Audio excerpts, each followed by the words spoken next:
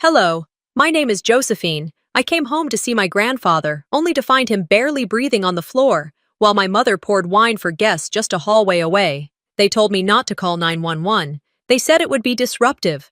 What kind of family prioritizes presentation over a man's final breath?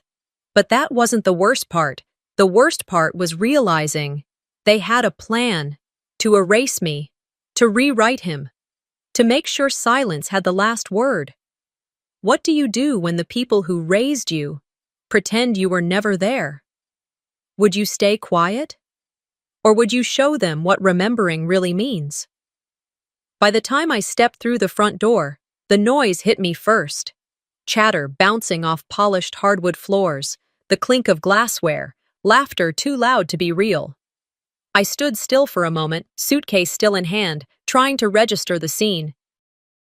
People I hadn't seen in years crowded the foyer, dressed in cocktail dresses and linen blazers, holding wine glasses with practiced poise. Somewhere beyond them, a string quartet was playing something classical, cheerful, and utterly out of place. The smell of lamb roast and expensive cologne blurred together, hitting the back of my throat like a sour joke. I hadn't even had time to change out of my travel clothes. My shirt clung to me, damp from the humid North Carolina summer, and my sandals still carried dust from the bus stop. "Josephine, darling," my mother called out with a smile too tight to be genuine, her voice slicing through the room like a knife wrapped in velvet. She waved me over but didn't bother to step toward me. "I thought you weren't coming until tomorrow."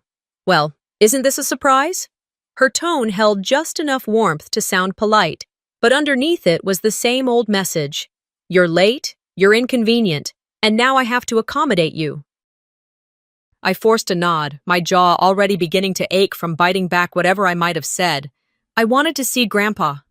Her eyes flicked sideways, just a blink too long. "He's resting. We'll check on him after dinner. Why don't you grab a drink and mingle?" I didn't answer. I didn't need to. Something in her tone had triggered an alarm bell deep in my gut, and I wasn't going to wait for dessert. Dragging my suitcase behind me, I walked past the dining room, past the sea of polite strangers and overly familiar neighbors, toward the back hallway that led to Grandpa Silas's room. The further I got from the music, the more I could hear something else, a soft, irregular rustling, almost like someone was struggling for air. When I opened the door, the air changed. He was on the floor. His frail frame lay crumpled near the foot of the bed, one slipper still on, one foot bare. His chest was rising, barely.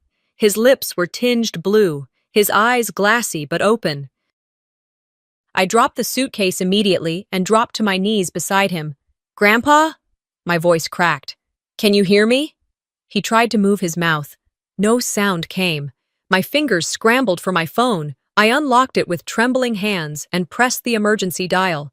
My thumb hovered over the call button when the door behind me slammed open. "What do you think you're doing?" It was her, Verena, still in her crimson dress, heels clicking like accusations against the floor. She rushed forward and snatched the phone from my hand. "He needs an ambulance," I said, voice shaking but firm. "Now." "Lower your voice," she hissed. "Do you want to cause a scene? There are 30 guests out there eating canapes. Do you think this is the time?" "He's not breathing right," I shouted before I could stop myself. "He could die." Her eyes narrowed into something cold, ruthless. "We'll handle it after the event. I'll call Dr. Franklin later. He knows how to deal with your grandfather's dramatics." Dramatics? I looked down at Grandpa, his chest barely lifting. If this was a performance, he deserved an Oscar and a funeral all at once. I didn't argue. Instead, I walked out. I didn't slam the door. I didn't scream. I walked past the hors d'oeuvres tray, through the maze of wine-sipping faces, out the back patio door. I ducked into the shadows behind a rose trellis and hit 911. "Yes, I need an ambulance. My grandfather collapsed. He's having trouble breathing. Please, hurry." I gave the address with precision. My voice didn't break. I was done breaking for these people. By the time I returned to the room, Grandpa's breath had become slower, his eyelids heavier. I dropped to the floor beside him, pressing my hand gently against his arm. "It's okay," I whispered, leaning close so only he could hear. "Help is coming. Just hold on for me, Grandpa." "Please," His fingers twitched, barely a motion, but enough for me to believe he understood. The EMTs arrived about 15 minutes later, bursting into the hallway with urgency that should have happened 20 minutes earlier. The violin music screeched to a halt mid-note, and I heard someone gasp in the dining room. A guest leaned into the hallway, wine glass in hand, eyes wide. "Everything all right?" they asked. Verena stood near the base of the stairs, her smile as brittle as bone. "Just a minor spell. You know how the elderly can be." Silas was loaded onto the stretcher quietly, oxygen mask strapped over his mouth. One EMT turned to me, almost hesitant. "Did you call this in?" "Yes," I said. Verena glared at me like I had defiled the family name. After they wheeled Grandpa into the ambulance, I followed Verena outside. She cornered me beneath the porch light, where her voice could stay low but vicious. "You embarrassed this family." I blinked. "I saved a man's life." "It was a dizzy spell. Your grandfather pulls these stunts for attention, always has. Now we have guests to entertain, and you've just turned our dinner into a tabloid headline." I didn't respond, because nothing I said would matter. She wasn't angry that Grandpa was sick. She was angry that her wine and donations evening had been interrupted by something real. I walked away. Later that night, I sat alone in the guest bedroom, if you could call it that. It had been my old room before Verena turned it into a storage space. Now cleared just enough to host me, it felt hollow, impersonal, like I didn't belong here anymore. I lay on the edge of the bed, the sheets crisp and unused, staring at the ceiling fan above me, slowly turning, creaking like an old clock, counting the seconds too loudly. I replayed that moment in Grandpa's room again and again, the sound of his shallow breath, the way his hand twitched toward me, the horror in my chest when my own mother told me not to help him. What kind of daughter chooses a guest list over a dying man? What kind of family turns love into betrayal? I reached for my phone, hoping, maybe, just maybe, that someone in this house had texted. Cressida. My father. A cousin.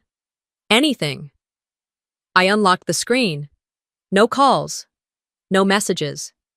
Not even a question asking how Grandpa was doing. I walked out with the only copy of Grandpa's death certificate in my hand, the hospital doors sliding closed behind me with that soft hiss that always made me feel like something final had happened. I didn't rush to the parking lot. My steps felt slow, like my feet needed time to catch up with what my heart had just lived through. The sun had long dipped behind the trees, leaving the air heavy with moisture. Crickets had begun their night shift, chirping rhythmically into the thick silence of the hospital grounds. I crossed through the small garden outside the emergency wing and sat on a wooden bench near the fountain. It gurgled softly, like it didn't know someone had just died in the building behind it. I stared down at the manila folder in my lap, his name typed neatly in black letters, date of birth, date of death. No line for the years of listening to me cry about middle school, or the time he slipped me $10 every Sunday for snacks, even though he knew I'd spend it on used books. Just 2 dates, 1 hyphen, a life boiled down into print. I pulled out my phone again. Nothing. I don't know what I expected. Maybe a missed call from Cressida, or even a check-in from Dad. Something human. But the family group chat I had texted hours ago still showed read beside every message. No reply. Earlier, after the doctor told me he had passed, a nurse came by to gently inform me of the steps to take. The way she said, "Do you want to sign the release paperwork?" was soft, respectful, but the question stuck with me. Want to? No, I didn't want to, but I was the only one there. I signed it anyway. I leaned back and stared at the night sky. Asheville had fewer stars than I remembered as a kid, maybe because the trees were taller now. Or maybe I had just learned how to look down too much. After 20 minutes of watching the clouds not move, I stood and headed to the parking lot. My car, dusty from the highway, sat under a flickering lamp. I didn't get in, not yet. Instead, I unlocked my phone and opened Instagram. That was the mistake. The first post at the top of my feed was from my mother. A photo of her and Cressida at the dinner table, wine glasses raised, smiling wide. The caption read, "A beautiful evening with our community, honoring Silas's legacy." Family, first, #blessed. I didn't realize how tight I was holding the phone until my fingers started to cramp. I loosened my grip and scrolled down. There was Cressida's story, her arm linked with Dad's, both of them laughing in front of a photo collage Verena had arranged near the piano. I tapped to the next clip, posted by a mutual friend of the family. It was a video taken from the edge of the room. The lighting was low, but the audio was clear. Verena stood near the drinks table, fixing her lipstick in a compact mirror. She turned toward someone off camera and said, "Josephine's back." Thankfully, she looks devastated. No need to hire anyone to play the grieving granddaughter. There was laughter in the background. I heard my dad's voice join in. My stomach twisted so fast it made me cold. I replayed the clip, twice.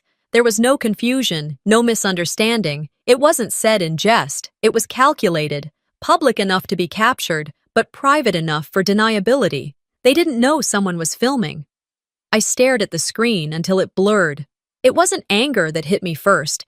That would have made sense. It was something deeper, like grief's bitter cousin, something that whispered, "See? You thought you were family." I didn't cry. I didn't throw the phone or text back some righteous line about human decency. I just saved the clip and sent it to myself in an email. I wanted to remember, not for revenge, just to remind myself I wasn't making this up. After another 10 minutes, I finally got into the car. The drive back to the estate was quiet. I passed through sleepy neighborhoods, most of the porch lights off. The only sounds, the low hum of my tires on the asphalt and the occasional flick of the turn signal. It was almost midnight when I turned into the long, winding driveway. The house was still lit up like a showroom, elegant and artificial. Not one window dark. Either someone was still entertaining, or they didn't know how to be alone with the silence. Probably both. I didn't want to go inside. So, I sat there, engine off, listening to the night. For a moment, I wondered if this is what Grandpa had felt in his final days, being in a house full of people and still somehow feeling like he didn't exist. When I finally entered, the living room had been reset. The chairs straightened, the glasses gone, the flower arrangements fluffed. It looked like nothing had happened, like no one had collapsed, like no one had died. I moved quietly up the stairs, avoiding the boards that creaked. Inside my old room, I placed the folder on the nightstand and sat down on the edge of the bed. I didn't change out of my clothes. I didn't even turn off the lamp. I opened my messages and typed into the family group chat. Grandpa passed at 11:32 p.m. ICU, Mission Hospital. I signed the paperwork. I pressed send. It said delivered. Read, and again, no reply. I left the phone on the nightstand, screen facing down. Then I lay back on the bed and stared at the ceiling again. This time, there was no fan, just silence, the kind that doesn't ask for your attention. It demands it. Back inside the house, I left the death certificate on the dresser and closed the bedroom door behind me without bothering to lock it. There wasn't a single person in that house who cared enough to come knocking. The house was still, like it had exhaled all the drama and now wanted to pretend it was just another day. Downstairs, the dishwasher hummed faintly. Somewhere behind a closed door, the TV muttered through a muted crime documentary. It felt almost staged, as if the night before hadn't happened at all. I sat on the edge of the bed for a while. I don't know how long enough for my body to feel numb in one leg. I stood, stretched slowly, and crossed the hallway toward Grandpa's room. His door creaked as I pushed it open, the hinges letting out a groan I hadn't heard in years. The bed was made, too perfectly. The corners were tucked military tight, and the pillow had been fluffed and centered. Everything felt erased. His old sweater, usually slung over the chair near the window, was gone. So was the little ceramic dish he used to keep his cufflinks and hearing aid batteries in. It was like they wanted to scrub him out before the bed had even cooled. I stepped inside, closing the door behind me. His scent still lingered faintly in the air, old books, peppermint, and the soft musk of aftershave he never changed for 30 years. I let it sit on my skin like a reminder. By instinct, I turned toward the nightstand and opened the drawer. Inside, just one thing, his flip phone, the kind with large buttons and an even bigger screen font. I picked it up, expecting the battery to be dead, but when I pressed the button, it lit up. Still 35% charge left. I thumbed through the contacts, mostly first names, all in capital letters. Franklin, Merrick, June. Then I opened the inbox. 12 messages. All from me. Each one dated weeks, even months apart. None opened. Did you eat today? I miss you. Can I call later? I'll be home soon. Want to see you. 12 times I reached out. 12 times I got silence. But now I saw it wasn't him ignoring me. It was him not even seeing me, because someone kept this phone out of his reach. I stared at the messages, willing the tears not to come.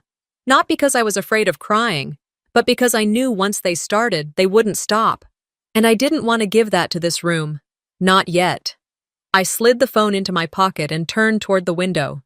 The sunlight peeked through the blinds just enough to cast soft stripes across the floor. I opened them slowly, watching as the backyard came into focus. The garden. Grandpa's garden. When I was little, it was a jungle. Vines hanging like curtains, tomatoes fat and low to the ground, bonsais on a small stone ledge near the back fence. He called them his old souls in small bodies. I slipped on shoes and stepped outside, crossing the yard slowly. The grass hadn't been watered properly, the flower beds were half dead, the stone ledge was still there, but empty. Except for one bonsai tree, toppled over in the corner, roots exposed, leaves brittle. It had been tossed near the garbage bins. I knelt beside it, brushing dirt away from the trunk. A small wooden tag hung from its base, almost hidden under the dried roots. I turned it over and read 2 carved letters. J, just the one letter. But it hit harder than a paragraph. I sat down right there in the dirt, knees pressed to the earth, and let myself feel it. That tree was mine. When I was 19 and packing for college, Grandpa had pulled me aside. I was crying. Not from excitement, but guilt, because part of me didn't want to leave him. Everyone else saw college as freedom. I saw it as abandoning the only person who ever looked at me without wanting to reshape me. He handed me a tiny clipping in a ceramic pot. "This one's yours," he'd said. "She's young, just like you. I'll take care of her while you go find yourself. When you come back, she'll be here." I'd never told a soul about that. It was our thing. Now, seeing it dumped like yard waste, I felt something inside me begin to shift. Not sadness, not shock. Something older, something sharper. The kind of emotion that knows how to keep still until the right moment. I wrapped the bonsai in a towel from the garden shed and carried it inside, careful not to drop more soil than necessary. No one stopped me. No one even noticed. I walked up the stairs, the tree in my arms like a wounded animal. In my room, I cleared the windowsill, placed the bonsai down, and opened the blinds. The light hit the trunk gently, and for a brief second, it almost looked alive again. I touched the edge of the pot. My fingers tightened. My jaw clenched. They could clean his room. They could delete his texts. They could dress up grief in sequins and cocktails. But they couldn't erase what he gave me. "You couldn't even leave this untouched, could you?" I whispered, not expecting an answer, not needing one. Across the hall, I heard laughter, a woman's voice. My sister's, loud and bright, as if nothing had happened. I turned my head, eyes narrowing at the door slightly ajar. The kind of open that wasn't accidental, the kind that invites you to hear what you're not meant to. I stood up slowly and crossed the hallway, my heartbeat steady, not racing, just braced. After I turned away from Cressida's door, I didn't go back to my room. I needed distance from the sound of her laughter. It had this hollow echo, the kind that only stings when it's coming from someone who's mastered the art of pretending nothing happened. I made my way downstairs just as the first light of morning began to press against the sheer curtains in the hallway. The house, somehow, was already alive with activity. I could hear voices in the kitchen, coffee cups clinking, the whir of the blender preparing someone's morning green. When I stepped into the dining room, it felt like I had walked into a brunch spread at a country club.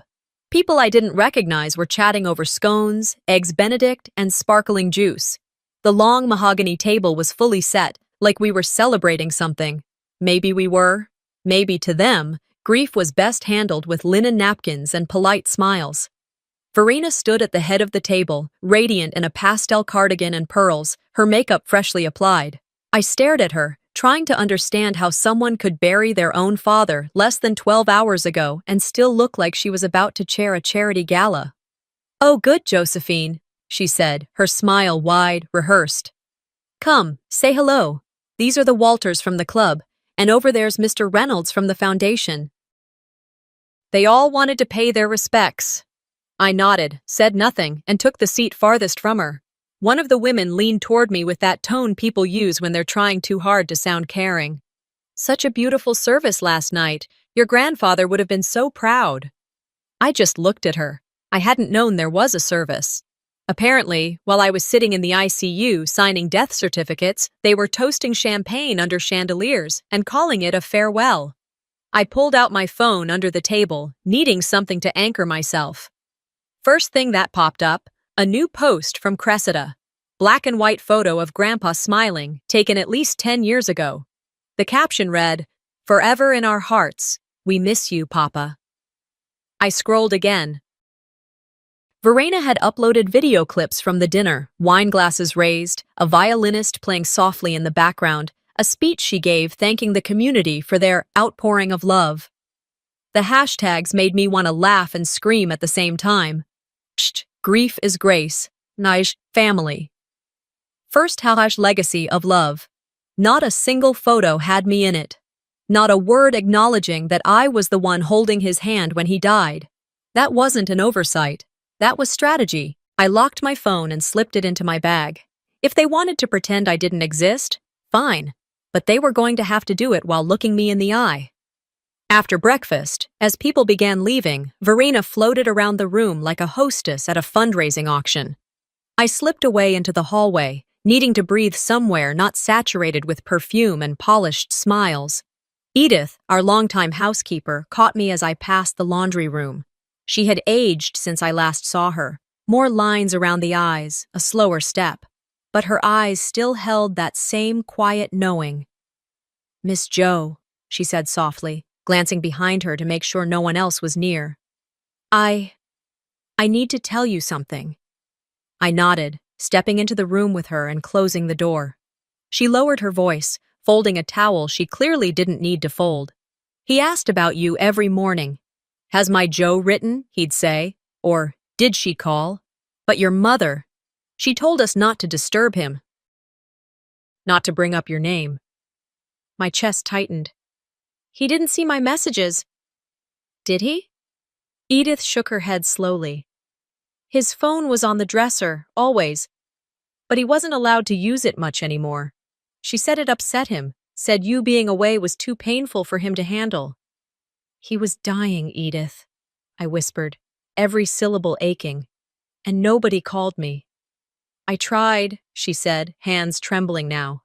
"I wanted to, but she said if I ever went behind her back, she'd let me go. And you know this job it's everything for me." I nodded. I didn't blame her. I blamed the woman who sat at the end of the dining table smiling over quiche. Back upstairs, I went into Grandpa's study. It hadn't changed much. The leather chair still faced the window, the bookshelf organized by genre the way he liked it. But his reading glasses were still on the desk, next to a pen and a stack of blank notepaper, like he had meant to write something but never got the chance. I ran my fingers over the rim of the mug still sitting there, coffee long gone cold. I sat in the chair and stared at the blank paper. I could almost hear his voice. "Don't let them turn silence into a weapon." He had waited, and they had told him to wait in silence. A ping on my phone pulled me out of my thoughts. I looked down. Cressida had posted another Instagram story, a slow-motion video of her walking through the garden, arms crossed, looking contemplative. The text overlay read, "Our father figure, our family's light, gone but never forgotten." I stared at the screen. Forgotten? He was forgotten while he was still breathing. I whispered to myself, more to test the words than to express anything. You forgot him while he was still alive. Then I locked the phone and let the silence return. I didn't sleep that night. After seeing Cressida's post and letting those words escape from my mouth, You forgot him while he was still alive. I'd gone back to my room and lay there in the dark, staring at the ceiling, ears tuned to every creak of the house. The bonsai tree sat quietly on the windowsill, catching bits of moonlight like it was listening too. Sometime after midnight, I got up to use the bathroom down the hall. I didn't turn on any lights. I knew this house blind. The layout hadn't changed in decades. As I passed the guest bathroom, I heard voices drifting from the kitchen downstairs. Low, urgent, the kind of whispers people only use when they're talking about something they shouldn't be. I paused at the top of the staircase and leaned just slightly toward the rail. I say let her stay through Sunday, Verena said. Her voice was clipped, professional, like she was discussing a house guest overstaying, not her own daughter. After that, we'll make it clear she's not needed here, Cressida chuckled. She still thinks that tree in the window means something. It's actually kind of sweet, like a dog waiting for someone who's never coming back. Silence. And then Verena again, colder now. She's been a liability since she left for college. Always off on her own, asking questions, acting like she's owed something. This house isn't for her. It never was. I didn't move. I didn't breathe. It felt like the walls were folding in around me, like the air had been sucked out of the hallway. I could feel my pulse in my teeth. They were planning to erase me. Neatly, cleanly, like brushing off crumbs from a linen tablecloth. I turned and walked back to my room with quiet steps, closing the door gently behind me. No sound. No scene. But inside, something was changing. Not rage, not heartbreak. Something sharper. Focused. I couldn't sleep after that. But I didn't cry either. By morning, I was up before the sun. I needed something. Proof, maybe. Something that wasn't hearsay or whispers in the dark. Something that would hold up when the time came. I found myself drawn back to Grandpa's reading room. The air still smelled faintly of his cologne. The leather chair hadn't been moved. On the shelf behind his desk sat a row of books, all thick hardcovers with cracked spines. Classics, essays, American poetry. But one in particular caught my eye. A copy of Leaves of Grass, worn and familiar. It was the one he always read in the fall. I pulled it from the shelf. The binding felt soft in my hands, the way books do when they've been held too many times by someone who needed them. I flipped through the pages slowly. And there it was, just past the halfway mark, folded neatly, tucked into the crease. A handwritten note on Silas's stationery. I recognized the loops of his letters before I even read the words. She's the only one who listens when I speak, even when I don't say a word. This house will forget me. She won't. Give her something that remembers me. It was signed simply, S. I sat down in his chair, note trembling in my fingers. He knew. He knew they'd try to erase him, too. The dinners, the curated posts, the repackaging of grief. He saw it coming, and this note, was his attempt to stop it. He gave me something that would outlive their spin. I folded the paper carefully and slid it into my back pocket. Later that morning, I waited until the dining room was clear. Verena and Cressida were in the kitchen, leaning against the counter with coffee mugs, discussing RSVP counts for some upcoming luncheon. Still playing hostess, still pretending. I walked in, steady. They looked up, surprised. Maybe they weren't used to seeing me upright in daylight. Without a word, I took the folded note from my pocket and placed it gently on the island counter between them. Verena's eyes darted down to it, then back to me. Cressida raised an eyebrow. "What's this?" Verena asked. "Read it." She picked it up, squinted at the handwriting. I watched her face tighten, just slightly, as her eyes moved across the page. "That note doesn't change anything," Cressida said, reaching for her mug again. Her voice carried that same performative calm she used at funerals and photo ops. I turned to her. "It does if you know how to read it." Verena folded the paper again with precise fingers and laid it down like it was just another flyer for a bake sale. "Where did you get that?" she asked. I met her eyes without flinching. "Where you forgot to look." She said nothing. For once, her tongue paused before spinning another polite excuse. I picked up the note and turned to walk away. Josephine! Verena called out behind me. I didn't stop walking, but I heard the hesitation in her voice, like something had cracked. Back in my room, I placed the letter in the drawer beside the bonsai. They weren't going to bury me in silence, not this time. The silence that followed my last words lingered longer than expected. Verena didn't speak. She didn't frown or raise her voice. She just sat there, eyes locked on the letter like it might vanish if she blinked. That was the first time I had ever seen her speechless, and somehow, it didn't feel like a victory. Not yet. Later that afternoon, Gideon arrived. As always, sharply dressed, freshly shaved, his briefcase in hand like it was part of his skin. He greeted everyone with his usual plastic courtesy, pausing only slightly when his eyes met mine. There was tension in the room, unspoken but thick as syrup. Even Alaric, usually so detached, stayed oddly close to the wall like he didn't want to be too visible. We gathered in the study, Verena, Alaric, Cressida, and me. The air conditioning hummed too loudly. Outside, the sun had started its slow slide down the horizon. Inside, time stood still. Gideon began without fanfare. This is the official reading of the last will and testament of Silas W. Langford, signed 2 weeks prior to his passing and submitted through secure email to my office. He opened the folder and began to read. The house, the vehicles, the accounts, all listed. My name didn't come up once. Not when he spoke of the backyard estate. Not when he listed the personal belongings Silas cherished. His book collection, his journals, even the old typewriter he'd refused to part with for decades. Everything went to Cressida. There wasn't even a footnote about me. My stomach clenched, not because I hadn't expected it, but because hearing it said out loud made it real. This wasn't oversight. This was erasure with precision. I glanced at Verena. She didn't look at me, just a slight purse of her lips, the same expression she wore when servers poured the wrong wine or someone forgot her parking validation. Gideon closed the folder. And that concludes the contents as submitted. I stayed seated for a moment, letting the quiet settle before I stood up. Can I see the signature? He blinked. Excuse me? The signature on the document, may I see it? He hesitated, then passed me the printed copy. I didn't even need to look closely. That wasn't Grandpa's signature. It looked like it had been lifted, pasted, maybe even scanned and adjusted. Too clean, too symmetrical. No wobble in the Y, no pressure drag on the L like there always had been in his handwriting. And more importantly, it was digital. He didn't even own a computer, I said aloud, turning toward Gideon. He didn't use email. He still wrote checks and paid bills at the post office. Gideon cleared his throat. We received this document from an email account registered under Verena's name with an attachment marked urgent. It matched prior documentation, and you didn't find that odd? I cut in.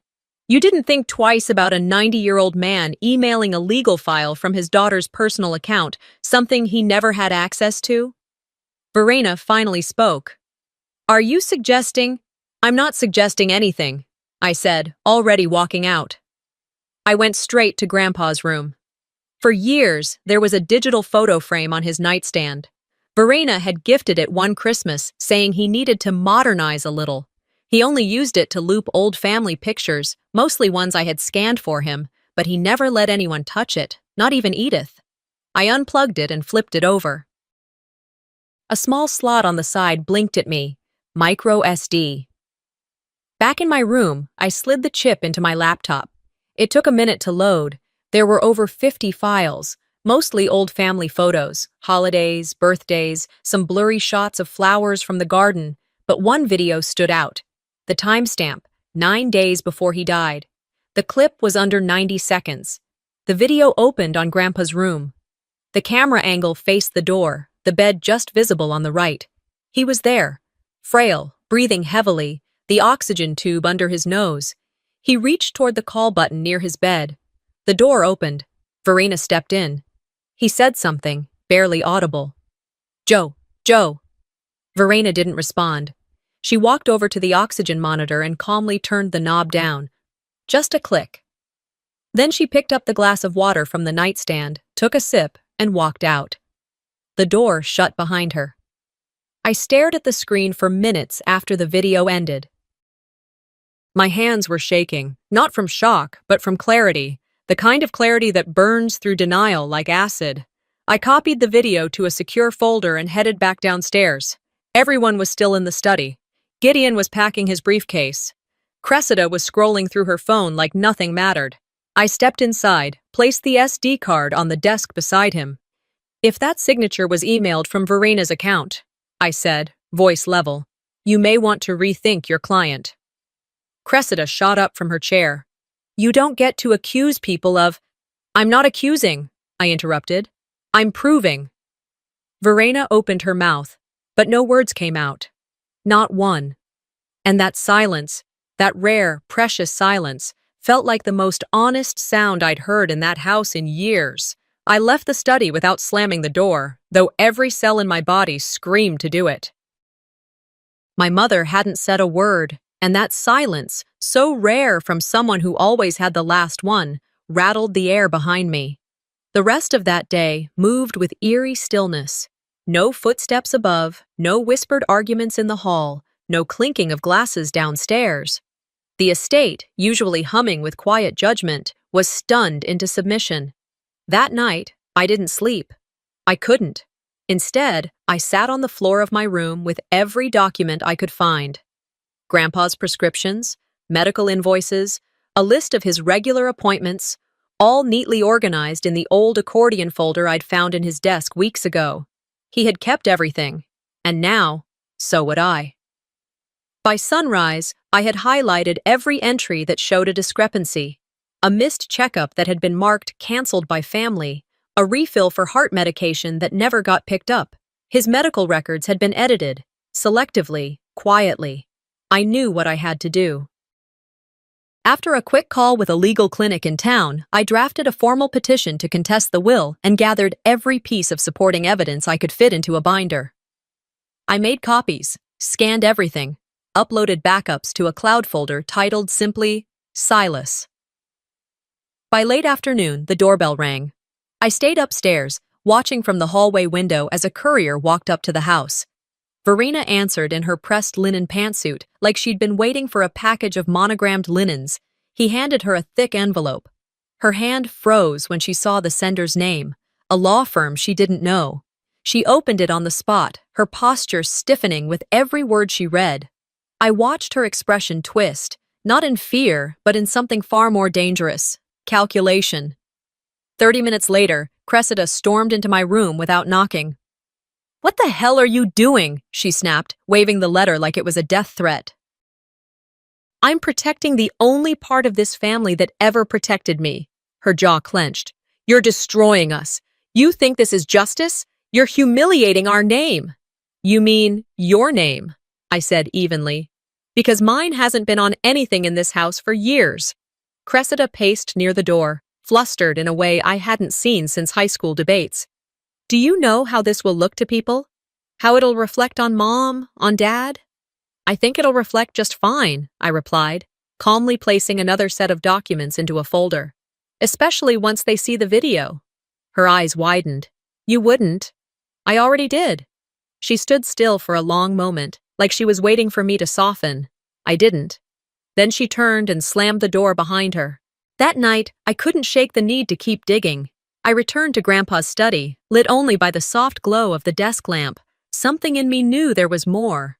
Something he'd left behind, not in plain sight, but somewhere she hadn't dared to look. I pulled out every drawer again, feeling along the backs, tapping for loose panels. And in the lowest drawer, behind a row of faded file folders, I found it. A false bottom. Thin, carefully wedged. I slid it out. There was a single envelope inside. Sealed, addressed to me in his handwriting. The stamp was there, the postmark faint, but it had never been mailed. My fingers trembled slightly as I opened it. "If you're reading this, they probably tried to bury you too," he wrote. "But don't let them. I left more than memories behind. Ask Merrick. He knows where to find it." I read it 3 times before folding it shut. My chest tightened, not with grief, but with vindication. He'd known. He'd anticipated this. And Verena had buried it, intentionally. She had no plan for me to ever read this. I slipped the letter into my coat pocket and left the house. The sky was already darkening by the time I pulled out of the driveway and headed toward town. Downtown Asheville at night was quieter than I remembered. The law office was small, tucked between a florist and a bakery that had closed early for renovations. Merrick's name was on the glass door in neat gold lettering, almost modest in comparison to the truth he was guarding. He opened the door himself, white hair neatly combed, tie loosened. He looked at me with a knowing kind of sadness. "I was wondering how long it would take you," he said. "I didn't even know what I was looking for," I admitted. "Until now." He led me inside. No assistance, no fanfare. Just bookshelves stacked to the ceiling and a heavy wooden desk that reminded me of Grandpa's. He gestured for me to sit. "I have something for you," he said after a beat, walking to a locked cabinet. "Silas gave it to me a year ago, said to hold it until you came asking." He returned with a thin file, wrapped in ribbon, yellowed slightly from time. He placed it on the desk between us. "This changes everything," he said, quietly but clearly. I didn't reach for it yet. I looked at him first. "Does it change how I feel about them?" I asked. "No," he replied. "But it might change what they're allowed to take from you." The file Merrick laid between us felt heavier than it looked. Not in weight, but in consequence. He didn't rush me. He just folded his hands on the desk and waited, as though he understood that some truths needed a breath before being unsealed. I untied the ribbon slowly and flipped open the folder. Inside was a copy of the will, the actual will, the real one. It bore Grandpa's original signature, clearly inked, notarized, dated 6 weeks before his death. My name was there, listed plainly alongside one specific line. "To Josephine Langford, I leave the garden estate, my private journals, and the southern parcel as she alone remembered me when I was still here." Beside it was a short letter in his handwriting, written on the same monogrammed stationery I found the other note on. "She is the one who remembered me while I was alive, not just in grief, not in hindsight, but in presence. She showed up." That word, presence, hung in my chest like a second heartbeat. I folded the documents gently, then met Merrick's eyes. "Will it hold up?" He nodded. "Legally, absolutely. It's notarized, has 2 witnesses, and predates the document Gideon presented by weeks. And that video you have, it makes this nearly impossible to dispute. It's over, Josephine." No, I thought. It's only just beginning. 2 hours later, we were back at the estate. The sun had dropped low in the sky, casting a warm orange tint across the wraparound porch. Merrick brought 2 associates with him, both in pressed suits and that subtle confidence lawyers seem to learn in the womb.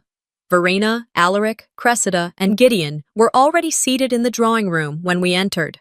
Their posture was stiff, their faces unreadable. Verena's hands were folded so tightly on her lap, her knuckles had turned pale. Cressida looked like she was suppressing a yawn. Gideon tapped his phone screen, pretending not to care. I sat beside Merrick without a word. He cleared his throat. "We're here to present the original, notarized will of Mr. Silas Langford, signed 6 weeks prior to his passing, and kept securely per his personal instructions." He opened the folder and laid the documents on the table. Silence. Alaric leaned forward, squinting. "This isn't the same will we read earlier." "That's correct," Merrick replied, "because that version was falsified." Gideon stiffened. "Now wait. I have the notary's statement," Merrick interrupted calmly, "as well as digital confirmation of the document's timestamp and location, that," he pointed at the older document, "was signed by Silas in this city, in person, under witness." Verena didn't blink. She was ice. Cressida, however, wasn't. "This is ridiculous," she said, laughing under her breath. "So she gets a garden and a box of diaries, and suddenly we're pretending that makes up for everything?" I looked at her, unflinching. "You can pretend all you want, but Grandpa didn't." Her eyes narrowed, but I didn't stop.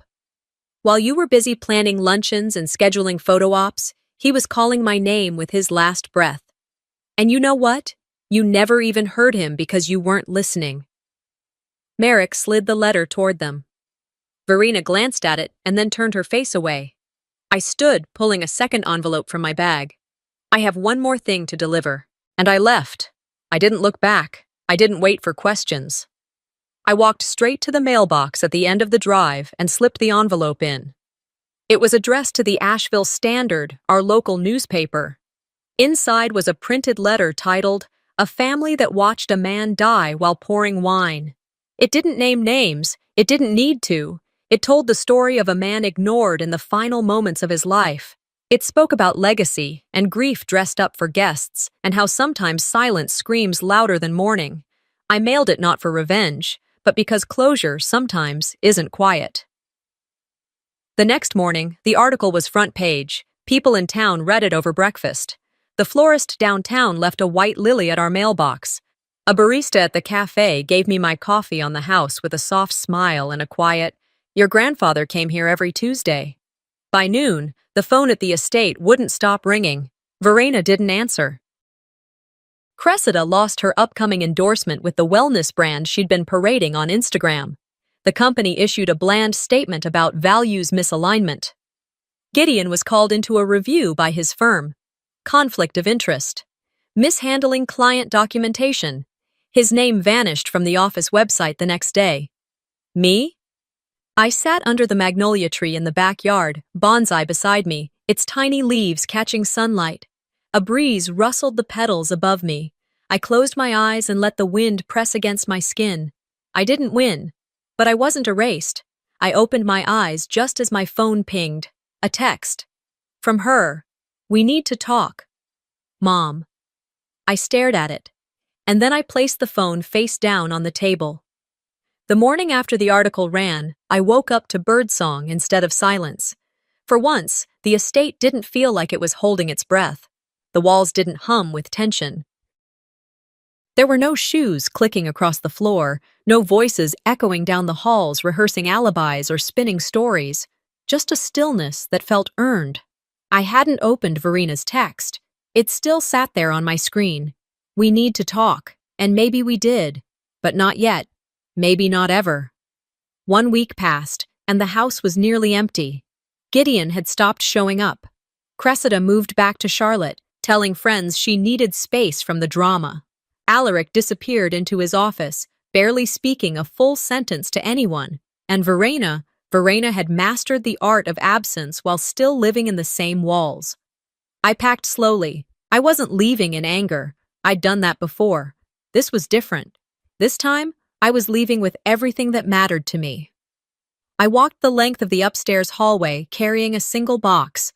Grandpa's old glasses, our photo from the state fair when I was 11, the bonsai tree, and a stack of letters he'd written to himself but never mailed. I stopped at his study one last time. The door creaked open just like always. The scent of old paper and lemon wood polish greeted me like an old friend. No ghost of him appeared, no final whisper. Just that empty chair and his reading glasses, waiting for someone to remember where he left them. I walked in and placed the glasses gently on the desk, aligned perfectly with the blotter. I ran my hand over the chair back once, then left the room without closing the door. I wanted it to stay open. That afternoon, I sat on the porch steps while my lawyer explained over the phone that the estate transfer had been completed. Everything Grandpa had left me, his journals, the southern parcel, the garden, was now legally mine. "You want to develop the land?" she asked. "No," I said. "I want to give it back." I requested that the land be donated for public use, a small community garden, in Grandpa's name. I forwarded the paperwork and closed the file. A month later, I stood at the edge of that newly fenced plot, watching a city crew install a simple wooden sign. No gold letters, no portrait, just a small inscription carved across the grain. For those who were forgotten too early. People passed by. Some paused. A few left flowers. An older man stood for 10 minutes just looking at the sign. When I smiled at him, he nodded but didn't speak. It was enough. The bonsai tree, cleaned, replanted, sat on a stone pedestal at the center of the plot. I knelt next to it and watered the roots slowly, watching the dirt drink it in like a long-lost memory. A child came up behind me, maybe 8 or 9, wide eyes, clutching her mother's hand. "Who's Silas?" she asked. I glanced at her mother, who smiled politely but didn't answer. "He was someone who listened," I said simply, even when no one else did. On Saturdays, I began offering workshops. Just a few kids at first, some too restless to sit, others too shy to speak. We planted basil and mint, taught the soil how to accept a second chance. Parents would linger, chatting quietly near the benches, watching the transformation happen 1 inch at a time. People started calling the space Silas's garden, even though that wasn't its official name. But it fit. It always would. I didn't talk about what happened at the estate unless someone asked, and even then, I kept it short. Not because I was ashamed, because I didn't want Grandpa's legacy to be about who betrayed him. I wanted it to be about who still remembered. The house eventually went on the market. Verena moved into a condo uptown. She hosted small events again, quiet ones, tasteful ones. She never mentioned me publicly, never issued an apology. I never expected her to. Some people confuse grace with guilt. I wasn't going to teach her the difference. One afternoon, I sat beneath the magnolia tree at the edge of the garden. It was a cool spring day, breeze light enough to make the blossoms dance overhead. I had a journal in my lap, but hadn't written anything yet. The bonsai sat beside me. I looked at it, not as something I'd inherited, but something I had carried forward. The wind shifted. I closed my eyes. I came home to say goodbye to him, I whispered. And I didn't know I'd end up saying goodbye to the people who raised me too. But I had. And the silence that followed wasn't lonely. It was the sound of a house finally quiet. Sometimes, the loudest kind of love is quiet persistence, the kind that shows up even when no one's watching. This story wasn't about revenge. It was about remembrance, about choosing truth over performance, presence over legacy, and learning when to walk away without needing applause. Have you ever felt like the outsider in your own family? Like you were written out of a story you helped build? Share your thoughts in the comments. We'd love to hear your voice. And don't forget to subscribe for more powerful, true-to-life stories that uncover what families often try to hide.